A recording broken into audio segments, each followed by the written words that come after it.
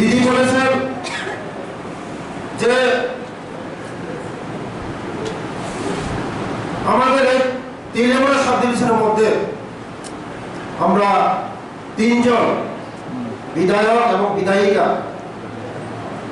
আমাদের আশীর্বাদে আমরা 3 জন পবিত্র বিধানসভার মধ্যে যেতে পেরে আমি সবাইকে আমি ধন্যবাদ জানাই। আমি ত্রিপুরা সরকারের উপজাতি কল্যাণ, হস্ততাঁত, হস্তশিল্প বাজেটের অর্ধেক অংশ আমার কাছে এই দপ্তরটা। আগামী দিন আমরা 3 জন মিলে এক ত্রিপুরা শ্রেষ্ঠ ত্রিপুরা, এক ত্রিপুরা তেলেঙ্গানা সাব ডিভিশন শ্রেষ্ঠ ত্রিপুরা আমরা বানাবো।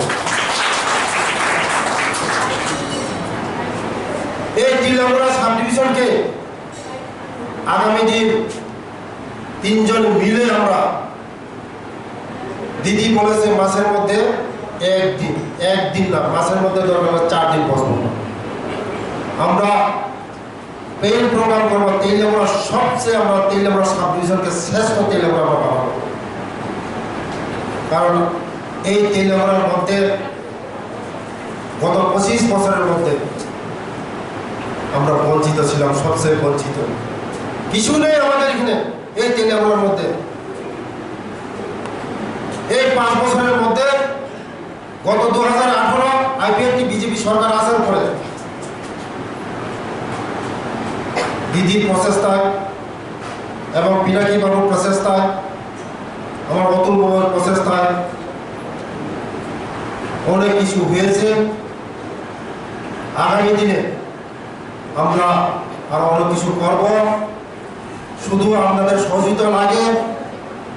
যারা কর্মচারী, পঞ্চায়েতের কর্মচারী, আপনারা আমাদের সরকারকে সহযোগিতা করবেন। আর যারা প্রধান আছে, যারা মেম্বার আছে, মানুষের জন্য কাজ করা, বসে থাকা হবে না, মানুষের জন্য কাজ করা। এখন গভর্নমেন্টের যে আমাদের যে স্কিমগুলো আছে মানুষের কাছে পৌঁছে দেওয়া, সময়ের কাজ সময় শেষ করা, যে কোনো কনস্ট্রাকশন,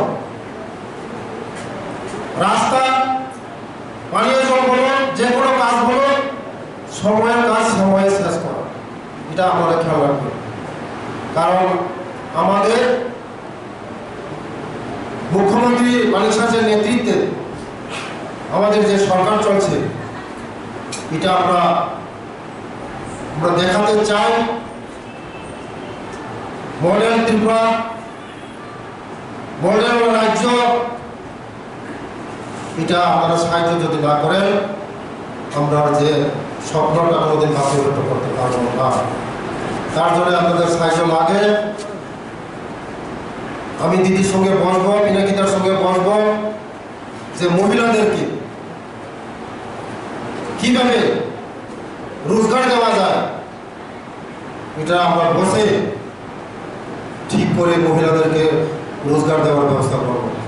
কারণ এই দেশের নির্বাচনে মহিলারা সবচেয়ে আমাদেরকে ভোট দিয়েছে, সবচেয়ে বেশি সংখ্যক মহিলারা আমাদেরকে ভোট দিয়েছে।